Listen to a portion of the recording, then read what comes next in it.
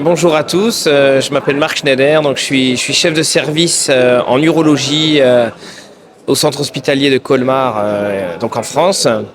Et je remercie l'association des urologues algériens de m'avoir invité à parler. Donc je vais présenter une communication avec des vidéos sur la prise en charge et le traitement chirurgical des tumeurs du rein.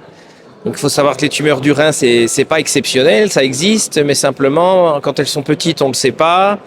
Et quand elles deviennent très importantes en taille, elles deviennent très dangereuses parce qu'elles peuvent donner des métastases dans tout le corps et conduire au décès du patient. Alors là, l'objectif de ma communication, c'est de montrer qu'avec les techniques avancées modernes, on peut enlever la tumeur du rein sans enlever le rein en entier. Et qu'on peut pousser la technique sur des tumeurs très compliquées qui vont dans les vaisseaux du rein, qui sont de taille assez importante, 5, 6, 7 cm. Enlever la tumeur, préserver le rein, guérir le patient, éviter les métastases. Donc j'ai fait 3 vidéos de tumeurs assez compliquées, dont une jeune femme de 37 ans quand même, chez qui on a découvert ça pendant la grossesse. Alors comment on découvre les tumeurs du rein? Soit par hasard en faisant une échographie pour autre chose, parce que le patient il a mal au ventre, il a du mal à digérer, et on la trouve à un stade de début, ça c'est très bien. Alors, quand elles sont toutes petites, on peut les surveiller. Puis quand elles commencent à faire 4-5 cm, il faut les enlever. Parce que là, il y a un risque de diffusion générale et de métastase.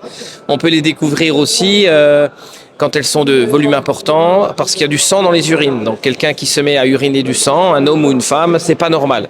C'est soit une tumeur de vessie. Les tumeurs de vessie, c'est dû au tabac souvent. Soit une tumeur du rein qui, elles, n'ont pas vraiment de facteur de risque identifié. C'est pas dû à l'alcool, c'est pas dû au tabac, c'est pas tellement dû au mode de vie, c'est dû à pas de chance. Alors il y a un petit facteur qui est le surpoids, mais c'est pas énorme. Donc du sang dans les urines, un diagnostic un peu par hasard en faisant une échographie ou un scanner pour autre chose. Et la troisième manière de le découvrir, c'est évidemment des douleurs à l'arrière, au niveau du bas du dos, là où sont situés les reins. Mais là, ça veut dire que le cancer commence à être de très grosse taille. Plus il est petit, meilleur est le pronostic et la prise en charge. Alors le traitement, c'est très simple, c'est quasiment uniquement la chirurgie, sauf pour des petites tumeurs où maintenant il y a des traitements modernes où on peut les brûler avec ce qu'on appelle la radiofréquence ou du grand froid. On appelle ça la cryothérapie.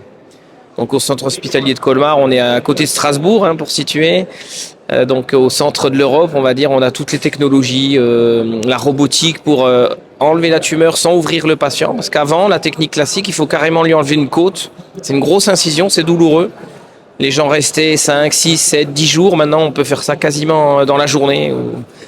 Sur une courte hospitalisation de 24-48 heures, même pour des grosses tumeurs complexes. C'est ce que je vais montrer bientôt.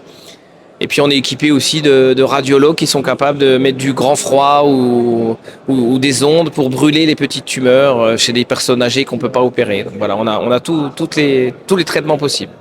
Voilà, je vous remercie.